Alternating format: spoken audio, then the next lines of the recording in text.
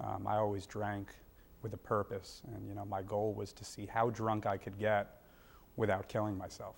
At age 26, Dan Meth is still a student at Rutgers, trying to make up for the years he lost to alcohol. There was a bar by my house that opened up at 7 o'clock in the morning, and I would be there, and I remember I used to have to take my first drink of the day with a straw because my hand would be shaking too much to lift it to my mouth. It's almost hard to recognize the person in these old photos. At his worst, Dan weighed just 120 pounds, 85 pounds less than today.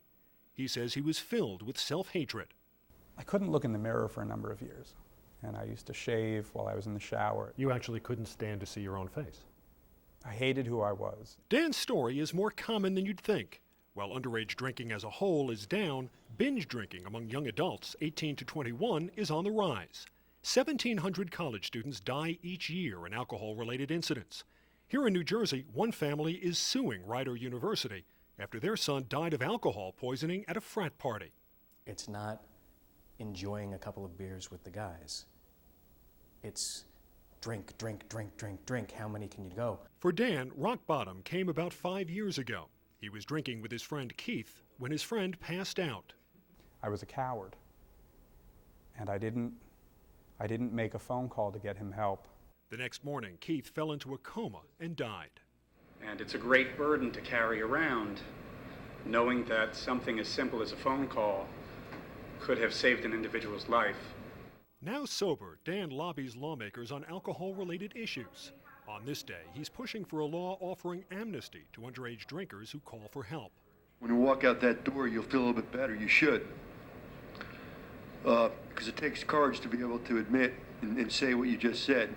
It's been more than 5 years since Dan Meth's last drink. 5 years since he spent his 21st birthday in rehab.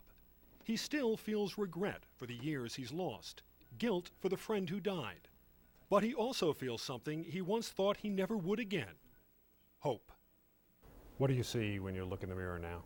I see the person that I always wanted to see. I see the person that I always knew that I could be. I just see somebody that I'm proud of.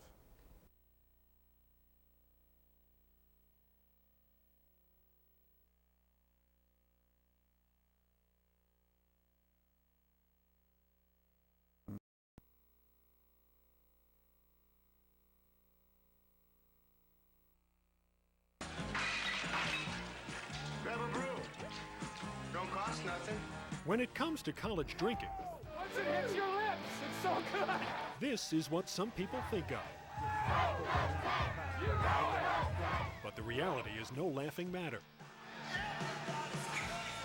We're talking about standing upside down with a funnel in your mouth and having somebody pour as many down as they can. It's a normal ritual to end up in the bathroom being sick. Students are even showing off on the internet.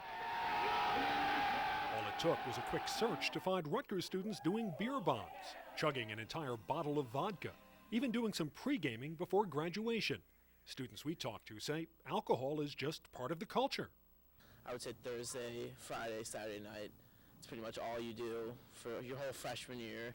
The problem has become so serious, some college presidents propose a controversial solution: lowering the drinking age back to 18. It's called the Amethyst Initiative.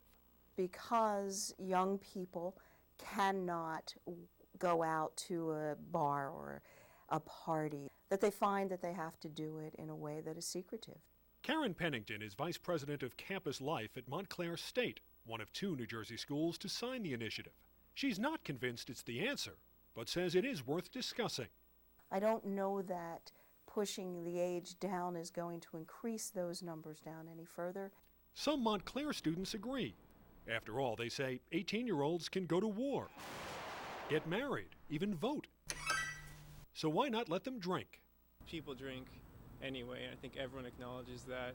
I think kids will learn how to be more responsible by the time they get to 21. Right now on college campuses, because it is illegal, there are at least people looking for it.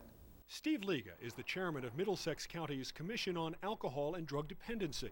He also teaches classes on alcohol policy at Rutgers.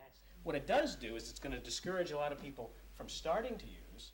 Liga says lowering the drinking age would lead to students drinking even more and starting even younger. He accuses colleges who support the idea of having ulterior motives. The liability burden goes way down. If there's a tragedy that happens on campus, they were doing something legal. Montclair says that accusation is not only false, it's offensive.